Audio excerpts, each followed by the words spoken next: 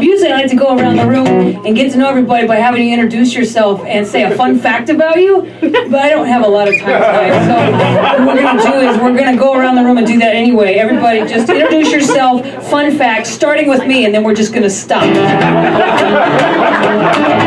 So what's up, everybody? My name is Kristin. I love cats, I crochet, and I'm married to a woman. Who's ready to party? Alright, we got some cat fans in the audience. Got some cat fans out there. I love cats. I want a cat so bad. I want a cat so bad. I do, but my wife's allergic. I know. And I feel like it's pretty damn selfish to deprive me of the dream of having an adorable calico kitten just because you can't breathe. But if I've learned anything from the youth of today, it's that if you want change, you gotta march for it, right? What do I want? A kitty cat. When do I want it? Meow.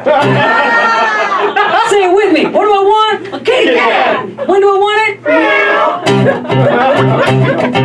I want a little kitty cat, just a little kitty cat. I gotta have my kitty cat. Meow. I need to have a kitty cat, a sweet little kitty cat. Bring a little kitty cat. Meow. Crazy little kitty cat, big fat lazy cat. Baby, bring my kitty cat. Meow. Oh, bring little kitty cat, bring little kitty cat. Hurry, bring my kitty cat. Meow. What do I want? Kitty cat. When do I want it? Now. So bring me out a kitty cat. Beautiful kitty cats, they all live at my house. Meow. We'll play kitty cat games, I'll give them kitty cat names. Make a kitty cat train and say meow. Rose and Tigger playing with Trigger, making cat litter. Meow. Daisy's in the sandbox, having lots of fun. We'll be going outside with them. Meow. What do I want? Kitty cat. When do I want it? Meow. I'll tell you what I want. Kitty cat. When do I want it? Meow. Meow, meow, meow, meow, meow, meow, meow. One little kitty cat right now.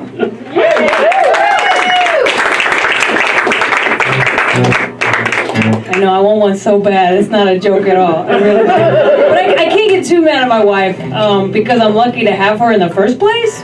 I am. I grew up in Texas, and my dad is a conservative Christian minister. So yeah, when I first came out of the closet as a teenager, it did not go well. That's right.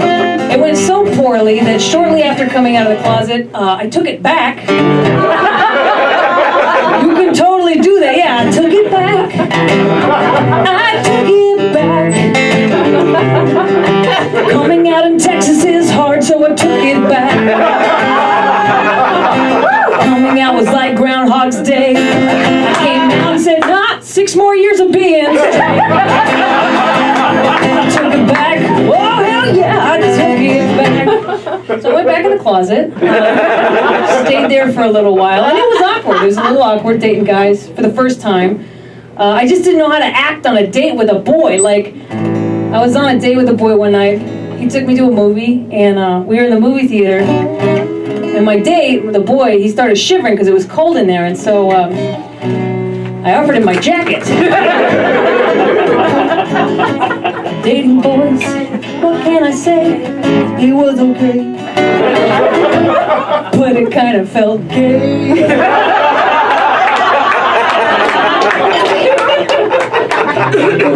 It's true, but I dated quite a few guys in a short amount of time because I was trying to prove so hard to my parents and to the church that I was straight that I forgot to be a decent human being. So I got really promiscuous with the fellas for the Lord.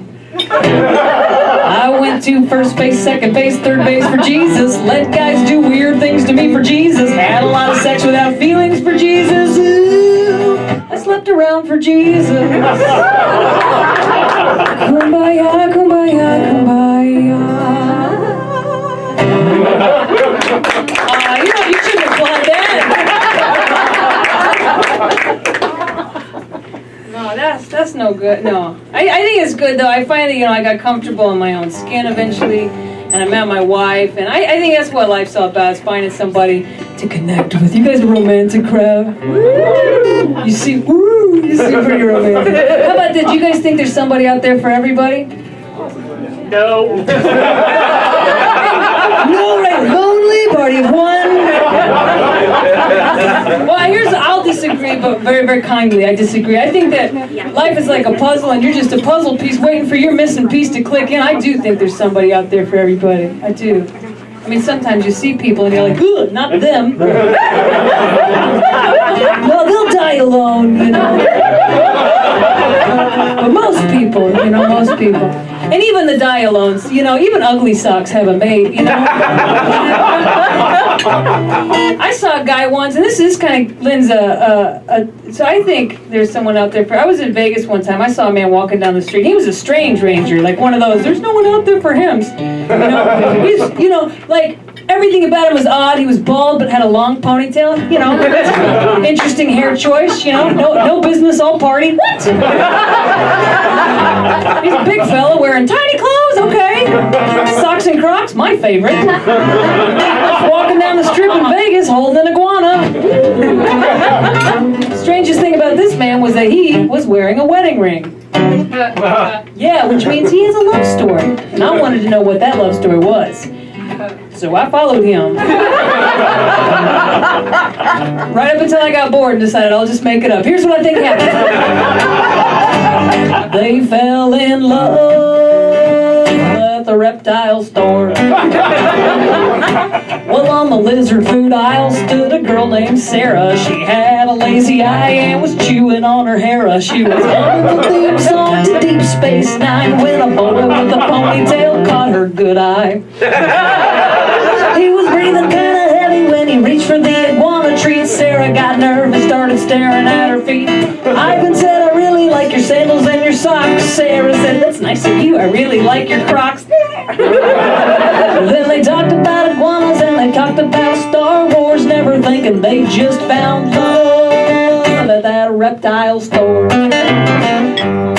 So Sarah came over and she brought her iguanas to Ivan's little room in the basement at his mama's. He showed her his comic books and action figures too. Then they stayed up late watching Doctor Who. He was breathing kind of heavy when he walked her to the door. Then a goodnight kiss turned into something more. Then they both did something they had never done before. That's a story about how two crazy lizard lovers found love at a reptile store.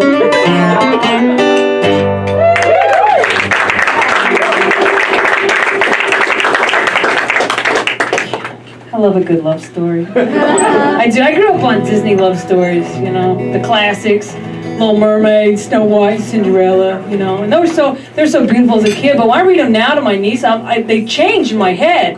Like, I guess when you look at them with an adult, jaded brain, they're just different stories. I was reading my niece the story of Cinderella the other day, and I realized I hate Cinderella.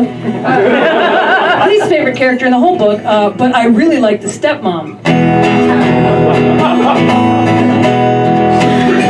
Fairy tales aren't always how you remember them.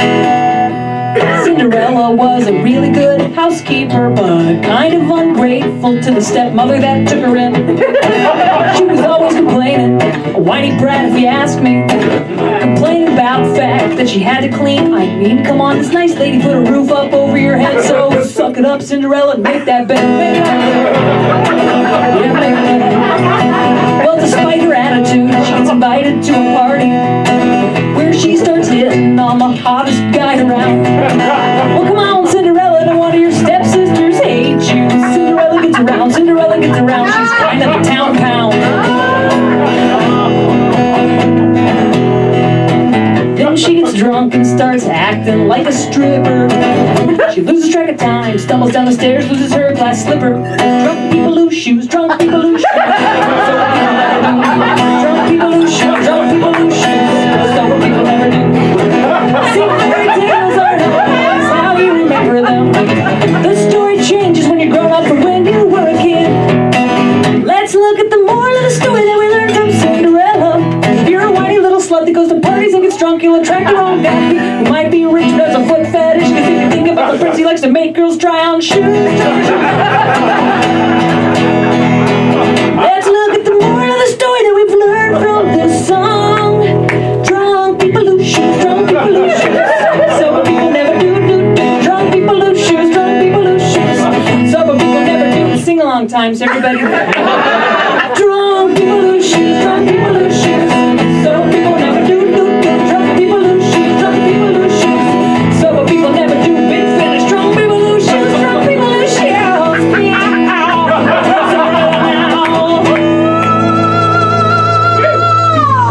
Sober people never do.